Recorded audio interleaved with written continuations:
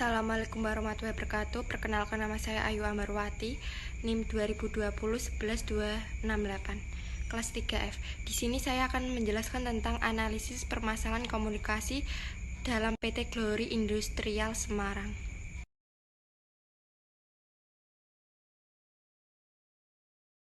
Latar belakang komunikasi adalah hubungan kontak dan antara manusia, baik individu maupun kelompok. Dalam kehidupan sehari-hari, disadari atau tidak, komunikasi adalah bagian dari kehidupan manusia itu sendiri.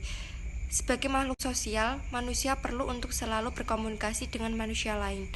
Untuk mencapai tujuan-tujuannya, untuk dapat memenuhi kebutuhan manusia, tidak bisa menghindarkan diri dari yang sedang berkembang dengan memiliki penduduk yang sangat besar dengan wilayah yang luas. Kondisi demikian sangat menguntungkan bagi suatu negara untuk dapat terus berkembang mengikuti era atau berkembang zaman yang ada. Dalam era globalisasi dan pasar bebas saat ini, setiap perusahaan dihadapkan pada situasi lingkungan bisnis yang semakin tidak pasti untuk persaingan yang sangat ketat menjadi yang terbaik dalam bisnisnya. Untuk menghadapi persaingan tersebut, perusahaan dituntut untuk meningkatkan kinerja perusahaan pada semua aspek perusahaan, baik aspek pemasaran, aspek keuangan, aspek produksi, maupun dari aspek sumber daya manusia.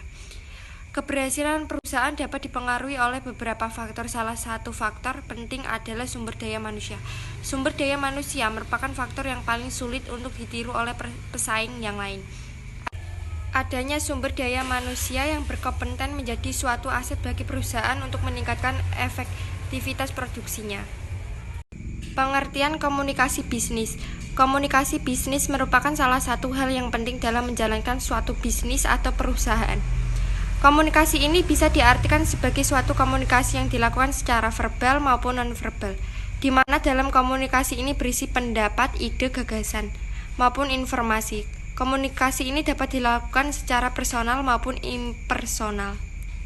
Pembahasan. PT Glory Industrial Semarang merupakan perusahaan yang memproduksi kain jadi berupa baju dan celana pendek orang dewasa dan anak-anak. Proses produksi sawing dimulai dengan pasang label, yaitu memasang merek atau label pada kain. Kemudian obras kantong adalah mengobras potongan kain yang akan dijadikan kantong. Jahit kantong yaitu menyatu kain yang potongan yang akan dijadikan kantong dengan kain yang akan dijadikan celana pendek. Obras samping dan bawah adalah ngobras semua ujung garis kain yang akan dijadikan celana pendek.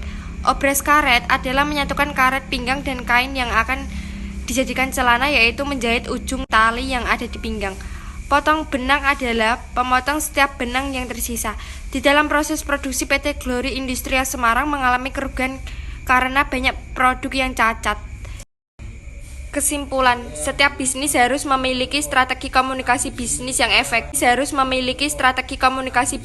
efektif dan baik yang diterapkan untuk setiap anggota karyawan Anda.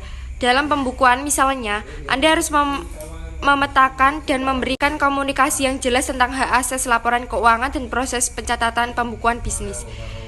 Jika hal tersebut tidak dilakukan, tentunya laporan. Saran yang pertama, untuk meningkatkan kerjasama yang baik, sebaiknya karyawan dan atasannya mempunyai komunikasi yang baik. Karena PT Glory sudah banyak kritikan dan demo karena perilaku atasan yang kurang baik. Yang kedua, bersifat senyum, salam, dan sapa ketika mau bekerja atau melakukan pekerjaan tersebut dengan perjalanan langsung membuat suasana yang baik. Yang ketiga, pihak perusahaan harus bisa meluangkan waktu untuk membaca atau mendengarkan keluh kesah dari karyawan, karena ini sering terjadi diabaikan sehingga menimbulkan konflik.